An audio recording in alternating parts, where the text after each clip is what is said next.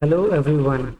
In this video you will learn about relief area or relief structures.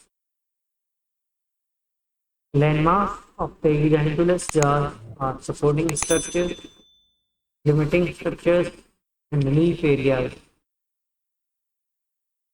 What are the relief areas?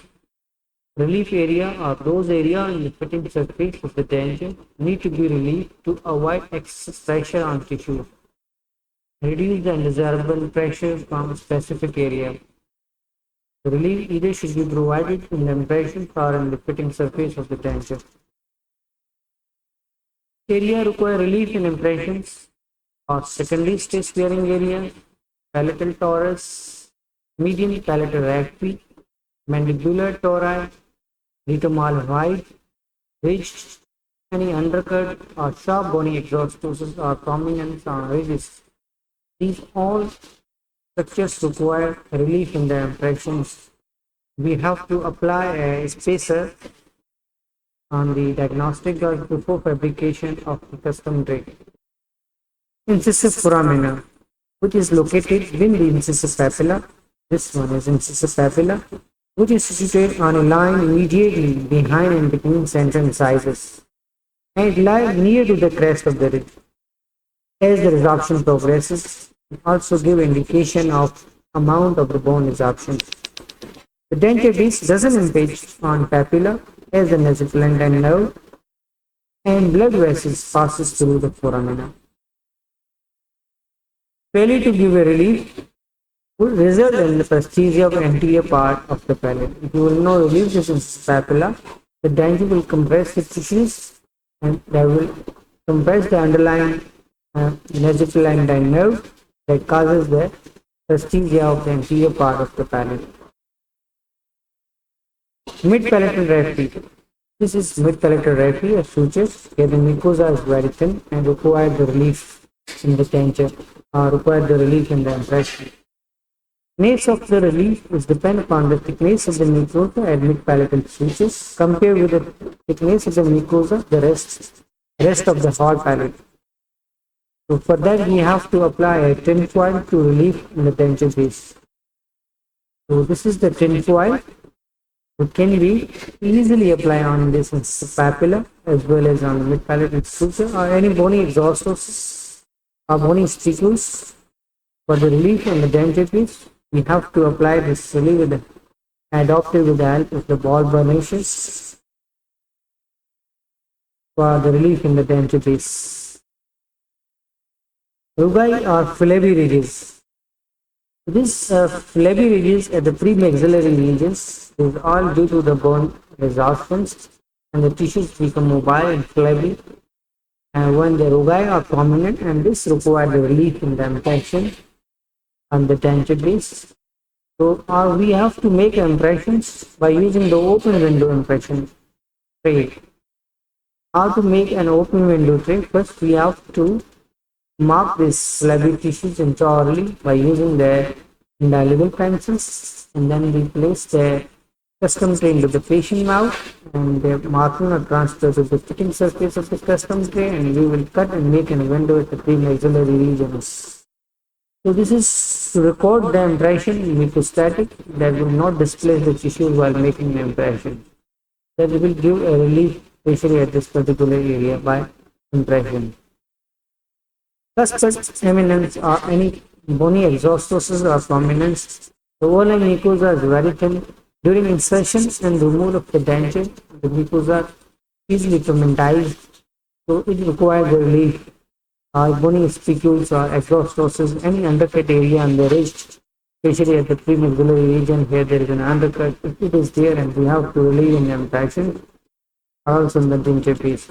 Tori, overlying mucosa is very thin and require the relief by application of tin foil on this bony exostus, which is the benign growth of the bone. If the tori which is extended posteriorly involve the posterior palatal effect on the Rosem area of the complete denture or large size of the tora which fill the palatal wall, any undercut in the tora or patient concern about the bony growth in the palatal part that require the surgical removal of the tora.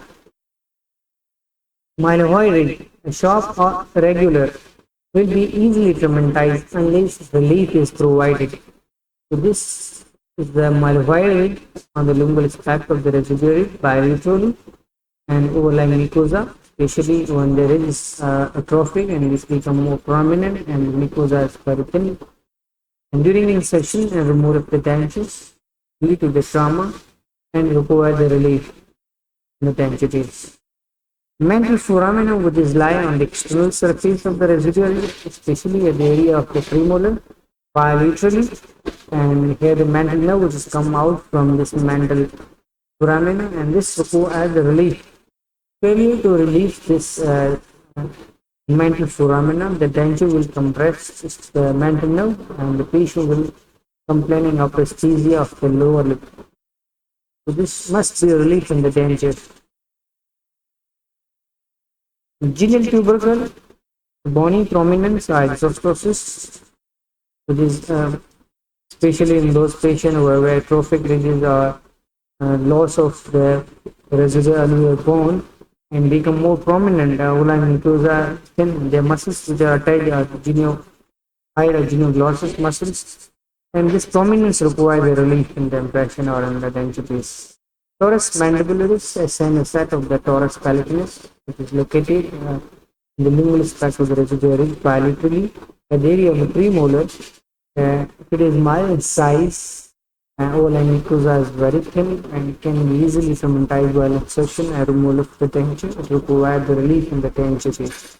If the torrent is large in size, having any endocrine effect on the extension of the denture, effect on the peripheral seals of the lingual flanges and require the surgical removal of the tori. Lingual frenum, which is very much active and is required the relief in the impression. So we have, this is very much active because during making an impression and we ask the patient to raise the tongue just to give a relief in the impression, or we have to make a lingual notch in the flange of the mandibular denture. Those patients who have a tongue tie and we have to perform the phrenotomy in this particular patients. This is a labial frenum of the upper lip and labial frenum of the lower lip. And upper labial frenum has no muscles attachment here, so it has only indirect effect on the maxillary flange of the denture. So we have to make a labial notch that should be wide and deep enough so that frenum can easily pass into this labial notch. Same as with that of the lower denture, we should have to make an appropriate notch in the flange of the denture to accommodate the labial flange, labial frenum. So here is the buccal frenum, and we have to make a wide and deep buccal notch in the flange of the maxillary denture as well as in the mandibular denture. So this frenum can easily pass because this is very much active as compared to that of labial frenum because of attachment of the muscles and require the greater clearance compared with that of the labial frenum. Thank you very much. This is all about for the relief structures. If you found this video is useful, please thumbs up, subscribe and share my video.